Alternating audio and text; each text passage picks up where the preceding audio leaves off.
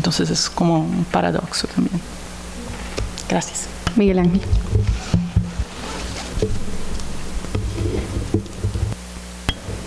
Sí. Bueno, ha sido muy interesante. Es la sensación que tenemos de dar coces contra el aguijón. Es decir, que estamos en eso, pero no conseguimos sacar adelante, cambiar la situación, y sin embargo tenemos que seguir haciéndolo. Por conciencia profesional no podemos desertar, con independencia de cuál sea el resultado. Hay que buscar las maneras más hábiles de hacerlo, sin por eso, en fin, dejar de cumplir nuestros parámetros morales y demás. Hay una cosa que ha quedado aquí bastante clara, y es que los medios de comunicación son un poder, y por eso los otros poderes intentan apropiarse de ese poder. Hay un libro extraordinario que se llama Diálogo en el infierno entre Maquiavelo y Montesquieu, de Maurice Joly, donde están dialogando y le dice Montesquieu: pero entonces, si aparece la prensa, pues el gobierno de usted, señor Maquiavelo, se va a ir al carajo. Y dice: no, está usted muy equivocado, no tengo ningún problema. ¿Sabe usted lo que hará mi gobierno? Hacerse periodista.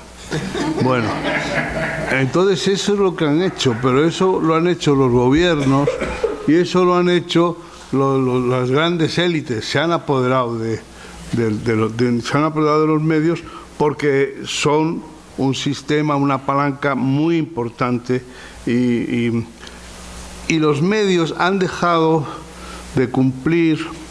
Yo creo que está escrito en el comienzo de este asunto, no me acuerdo. Bueno, en un libro espléndido también de Joaquín Estefanía, explica que los medios tenían la misión, digamos, natural de dar voz a los que no la tienen. Pero entonces llegan los que tienen la pasta o los que tienen el poder y se quedan con los medios y ahogan esa posibilidad y convierten los medios en un sistema para aportar más docilidad a los poderes dominantes. Y eso contra eso nos tendremos que rebelar siempre.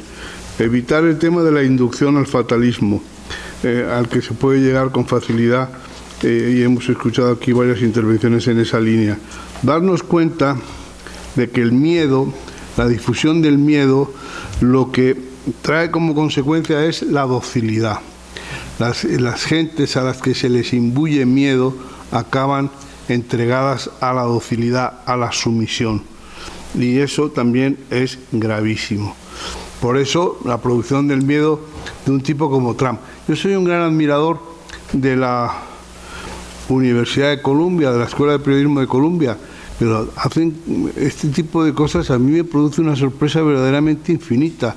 Vamos a ver, que en medio de ese sistema de demonización, de criminalización de la caravana esta, del señor Trump enloquecido, un tipo alto, rubio, con ojos azules y no sé qué, de toda confianza, con años de servicio en el cuerpo de marines, coja un arma automática y dispare y se cargue a 12 tíos, y eso no merezca ningún reproche.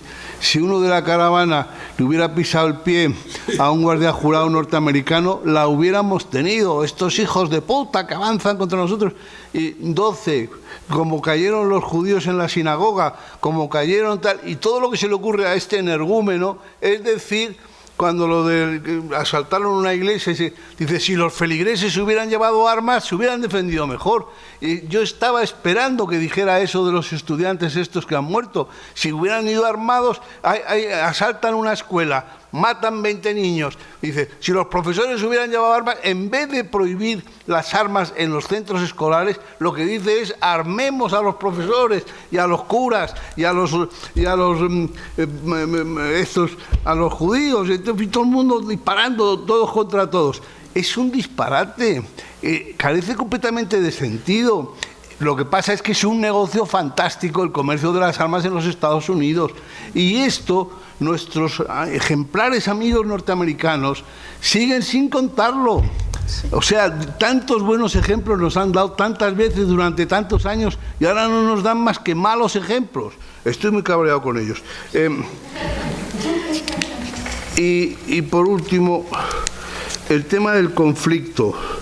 El conflicto, el no conflicto. Yo creo que la sociedad es conflictiva. Yo creo que el conflicto muchas veces puede ser luminoso. Lo que pasa es que los medios, a partir de la luz que los conflictos lanzan, que permiten ver mejor lo que está pasando, tienen que ser constructivos. Es decir, los medios pueden inducir a la concordia o inducir al encono, sembrar, digamos, la paz en una sociedad o lo contrario, llevarnos a la guerra. No hay ningún conflicto bélico que no haya tenido una preparación mediática, por lo menos desde la guerra de Crimea, desde luego la guerra de Cuba, etcétera, etcétera. Sin alguien que caliente el ambiente, al final no se dispara. O sea que cuidado, porque los medios tienen también esa responsabilidad que están sembrando.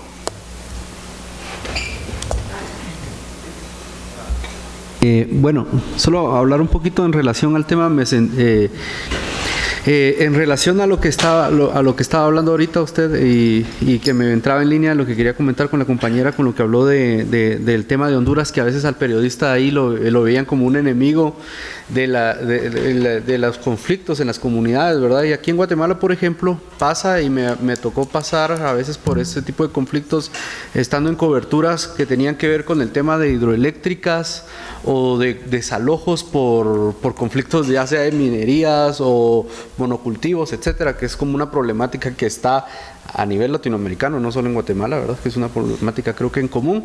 Entonces,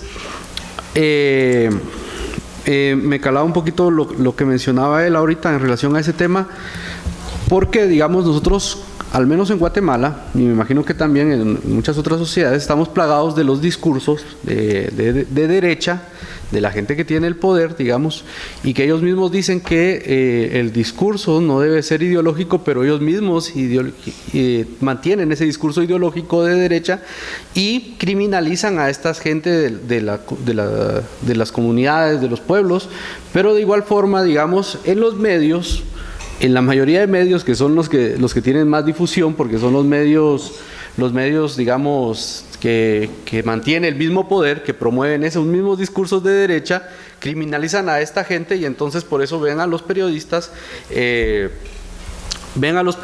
como enemigos. Como enemigos. Como enemigos, perdón, sí se me fue la palabra. Los ven como enemigos y entonces, digamos, el tema es que el periodismo ante todo también es un servicio y cuando pierde esa función, entonces esta gente que no encuentra respuesta trata entonces de tomar o asumir ese papel que estamos dejando de asumir los periodistas cuando se pierde esa parte del servicio en esa línea editorial sesgada por la pauta publicitaria, por los dueños de los medios, etcétera.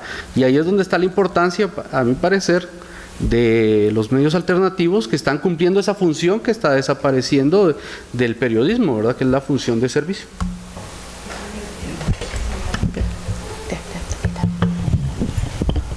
Bueno, primero, me está pareciendo muy interesante el debate. La mesa se están haciendo unas observaciones muy interesantes. La verdad que a mí me gusta más en estos casos escuchar que intervenir. Intervengo solamente para señalar una ausencia que noté hasta ahora en este debate, que es los medios de comunicación dividen su contenido entre información y entre opinión. Y lo que es muy grave, y yo creo en muchos momentos, y se analiza poco, y se critica poco, y se contempla poco, es esa mezcla que se hace con mucha frecuencia entre la información y la opinión. Y cuando digo mucha frecuencia, digo casi siempre. Me gustaría sobre este punto escuchar alguna opinión, más que información, alguna opinión. Sí. Yo te tengo el siguiente dato.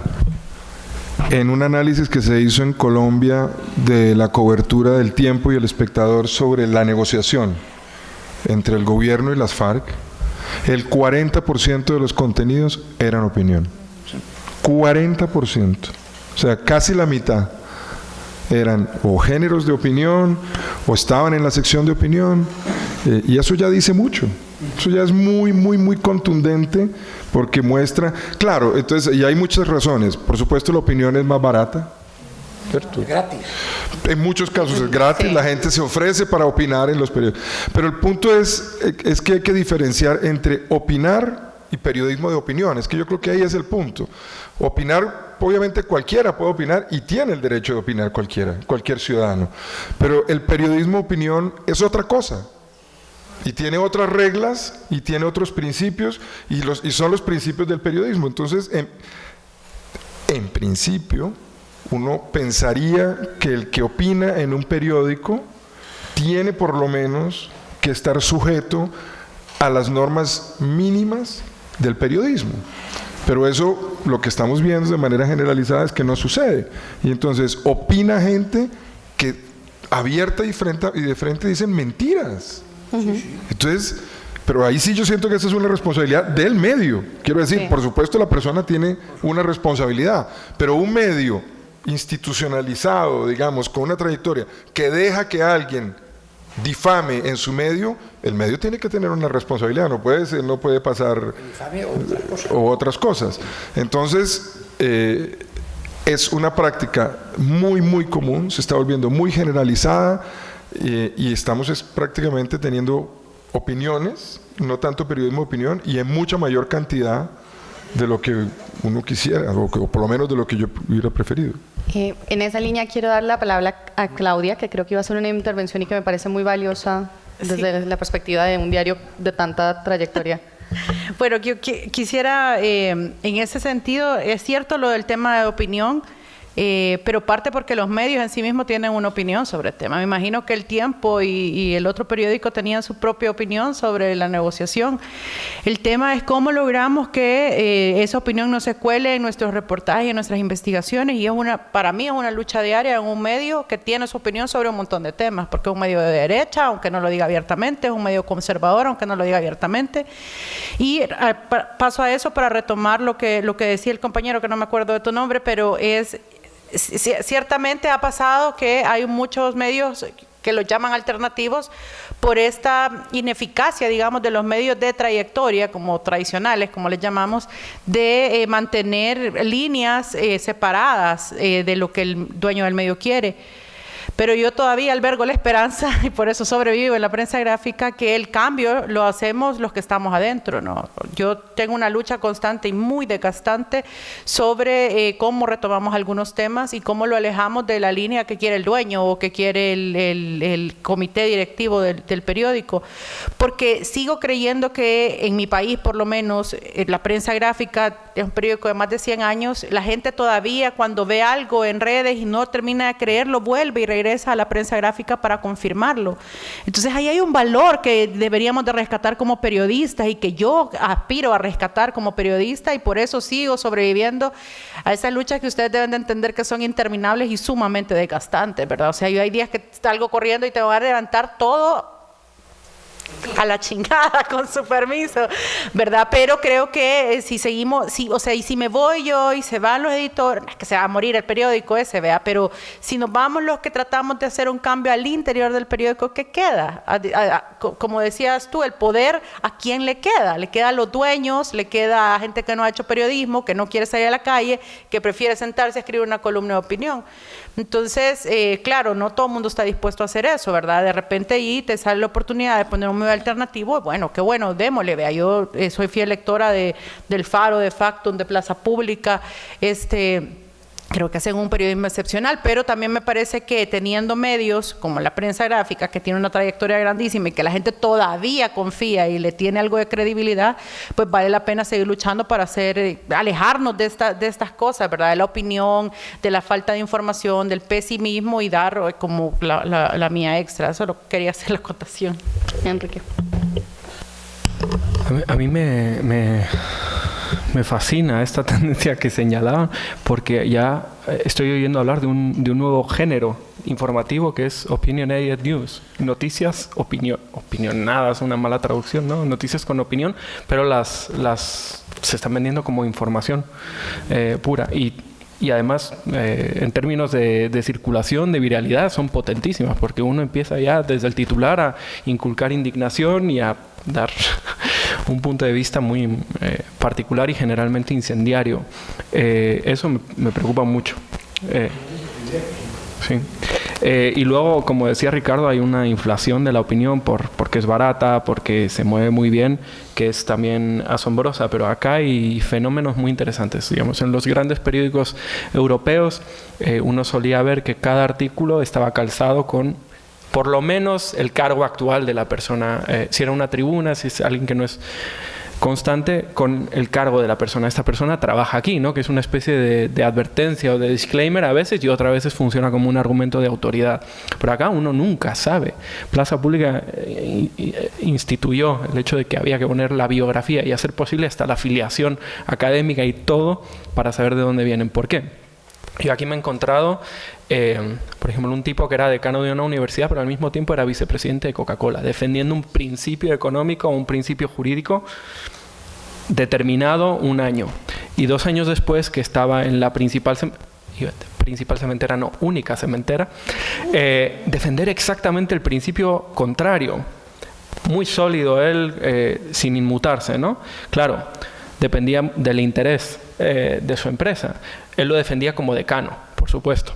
Y nadie sabía que detrás del primer argumento, en primer lugar, estaba la Coca-Cola y en el segundo estaba la cementera, ¿no? Pero me he encontrado otro, que a un ex canciller llamado Edgar Gutiérrez le dedicaron un artículo de opinión vilipendioso. Y cuando yo se lo enseñé, le dije, ¿qué piensa de esto? Me dijo que ese es mi segundo nombre y ese es mi segundo apellido y ese señor que es escritor no existe. Eso lo autorizó el periódico, sabiendo que esa persona no existía y que lo que se estaban virtiendo eran calumnias. Pero al mismo tiempo, Edgar Gutiérrez, este señor que fue canciller y secretario de inteligencia, este año, y esto es una duda, yo no tengo respuesta para esto, desde su columna de opinión en otro periódico comenzó a lanzar acusaciones al presidente diciendo que está básicamente violando a funcionarias públicas que se la llevaban a su oficina para que la abusara de ellas, ¿no? Hoy mismo hay una columna en esa línea de él, han sido varias. No sé cómo resolver eso, no sé si es obligación del medio investigar esa acusación y publicarla como información, o permitirle al ex canciller que emita este tipo de denuncias desde su tribuna. También es cierto que ese medio todos los domingos le dedica entre 2 o 3 páginas, en función de si estamos en campaña, a los chismes. Chismes que aniquilan cívicamente a la gente, ¿no? Este es malo, este es malo, este es malo, y nunca aporta ninguna prueba, y es la sección más leída de ese medio y por la que se mantiene vivo, ¿no? Pero ahí lo que me quedan son dudas, no sé. Los medios de referencia tienen verificadores de datos. Sí. También para las columnas de opinión. Esa es una figura que en Latinoamérica es casi inexistente, incluso en los medios de trayectoria, y de hecho temo que el señor Diego nos ha abierto la puerta a un tema que puede ser para otro panel entero, pero creo que vamos a poder ahondar en él mañana en la sesión sobre periodismo y populismos. Creo que este debate va a seguir. No quiero dejar de darle la palabra a Daniela, y con ello creo que cerramos esta sesión para no retrasarnos mucho en la agenda. Perdóname, yo solamente una cuestión. Cuando un periódico o una persona hace una acusación de ese tipo, de la comisión de un delito, o tiene que estar en la cárcel el denunciante o el denunciado. Es decir, un pequeño detalle. La Constitución guatemalteca, la ley de acceso a la ley de emisión de libre emisión del pensamiento, establece que ningún funcionario tiene derecho a actuar contra un ciudadano por una acusación que sucede mientras ejerce su cargo. Normalmente yo utilizaría la interpretación más restrictiva, que es por decisiones tomadas en el ejercicio de su cargo, pero la que prevalece acá es por cualquier decisión tomada durante el cargo. Entonces les puedes acusar de narcotráfico, de violación, de lo que sea, que la ley te ampara. Entonces es impune una cosa y la otra. Impune el presidente porque nunca lo van a juzgar por eso. Es una impunidad múltiple. Sí.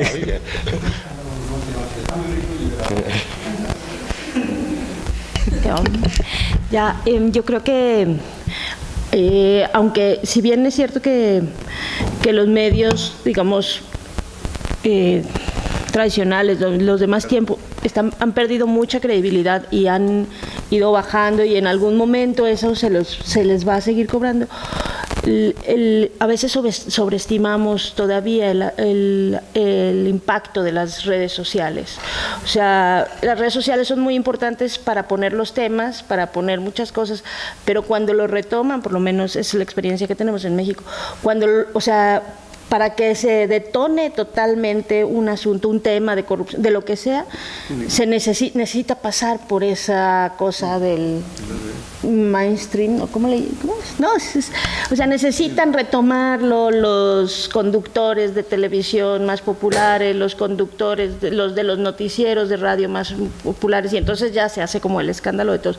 Todos los de los medios alternativos, que yo creo que no deberíamos llamarnos medios alternativos porque somos medios. O sea, de pronto el alternativo parece como alternativo a qué, o sea, eres un medio crítico y punto.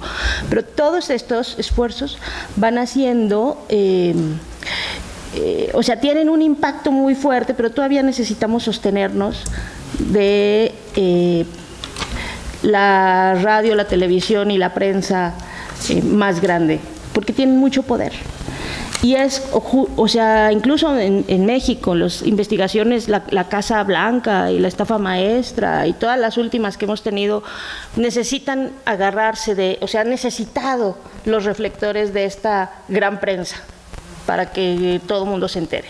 Porque son los que tienen todavía ese gran poder, aunque tengan mucha pérdida de credibilidad y todo eso. Entonces, ese es como un punto que con referencia a lo que estaban comentando ahorita, me parece muy importante porque los necesitamos ahí. O sea, si de pronto toda la gente se saliera de ahí, no hubiera espacios para replicar las grandes investigaciones que estamos haciendo en medios críticos de otro tipo o nativos digitales, entonces tampoco tendríamos como dónde potenciar esa información. Entonces, bueno, eso era como algo que en referencia a lo que ahorita estaban platicando, que me parece como muy importante. Y bueno, ya, lo otro, porque lo otro más bien creo que el otro lo vamos a platicar después de la comida, ¿no? Del almuerzo. ¿Saben qué es la enorme ventaja que yo le veo? Yo tengo 18 años de estar en la prensa gráfica. Cuando yo entré, nosotros teníamos la verdad absoluta, de alguna manera, y era bien difícil hacer algunas luchas. Mientras que ahora, con esta cantidad de medios, cuando me dicen no publiquemos, es como, perdón, vamos a hacer el ridículo, tenemos que montarnos en el tema. Entonces, lo que nos ha permitido es tomar fuerza de cosas que no vamos a tomar como primera instancia para subirnos a temas que son relevantes, pero que el medio no quiere pagar el costo de hacerlo por primera vez. Entonces, a mí sí me parece que eso es una cosa que nos genera un montón de sinergias, si bien la sabemos llevar. Bueno, pues quiero darle las gracias a los cuatro y a la sala en general. Creo que hemos cumplido con hacer un debate basado en la autocrítica y en ser constructivos para ver cómo avanzamos en una labor tan complicada como hacer periodismo que fortalezca instituciones y democracias en una región como la nuestra. Y le agradezco a Daniela y a Claudia porque nos han hecho una introducción a la sesión que viene después del almuerzo, y es precisamente el periodismo colaborativo, charlar un poco sobre estas sinergias que podemos hacer para potenciar lo mejor del periodismo que se pueda llegar a hacer. Gracias a los cuatro. Un aplauso para ustedes.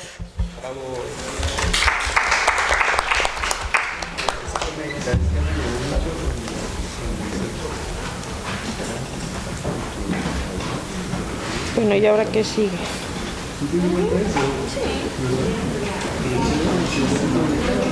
Ay, me rompe el corazón.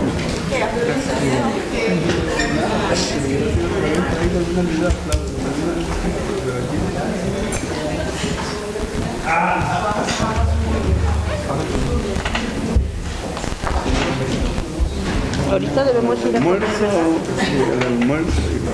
¿Y por qué decías que ibas a provocar esa reacción? ¿Sabías que ibas a provocar esa reacción? ¿Qué antecedentes tenías? Porque siempre que cuando yo oí lo de periodismo de instrucción, 4 años en Austin, todos reaccionamos hacia la definición, o qué es eso de nosotros relaciones públicas lo hacemos. Y cada vez que, porque el término es muy chocante dentro del gremio, hacia afuera también hacia adentro, como nosotros no estamos para contar cosas bonitas. Hay que explicar que no es cosas bonitas, que no es héroes, que no es esta solución una palabra sencilla, son procesos que centran en los procesos, en la complejidad de los procesos y cómo esos procesos en algún lugar funcionaron y cómo pueden tener limitaciones tanto temporales como técnicas, ¿no? Por ejemplo, en Brasil tienen esta política de permitir a la tenencia de armas pero no la aportación. En algunos lugares te prohíben tenencia e importación, pero hay muchos países en los que el discurso a favor de la tenencia es muy grande de la aportación.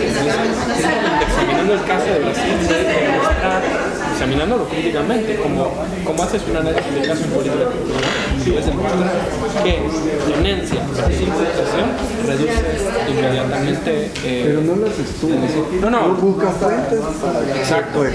para que tú no eres el especialista, claro. por supuesto. Tú buscas datos, tú buscas evaluaciones de política pública. Ellos, los expertos, sean los que proponen las soluciones. Claro, y tampoco te casas con las funciones. Sí, eso es lo que Y mucho menos con una idea. Esto va a funcionar. Y que uno no tiene que hacerle el trabajo a los que tendrían que plantear las soluciones, ¿verdad? O sea, tampoco es ese tu papel. Mira, tú tienes que solucionar. Pero, por ejemplo, es que es mucho más sencillo. A ver, The Economist viene y te hace una historia de cómo Islandia logró reducir la tasa de drogadicción o consumo de drogas en sus adolescentes y te explican cómo lo logró. Y no es hacer el trabajo a nadie, es hacer tu trabajo, es contar una historia interesante para tu sociedad. La cosa es que una propuesta de solución. es que te concentras, digamos, el 90% del texto se concentra en explicar cómo lo hicieron, no qué problema tenían. Claro. O sea, el problema es Sí, es que se quedan en la denuncia. Incluso los reportajes de corrupción se quedan en la denuncia.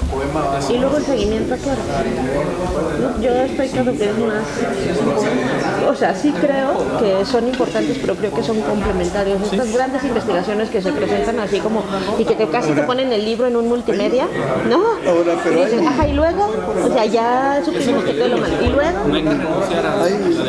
Hay solo, por ejemplo, en tu trabajo hay soluciones implícitas. Pues los migrantes se vienen porque no tienen empleo. Porque Como tienen la acabamos con el violencia. capitalismo en el mundo. Digamos, hay que buscar soluciones más pequeñas y factibles. El problema es el capitalismo en el mundo, ya. ¿Por dónde empezamos? Vamos a mejorar la eficiencia del Estado. Vamos a crear soluciones más pequeñas que vayan construyendo el edificio de la solución mayor. sí, vamos, que estamos todavía emocionados con la discusión.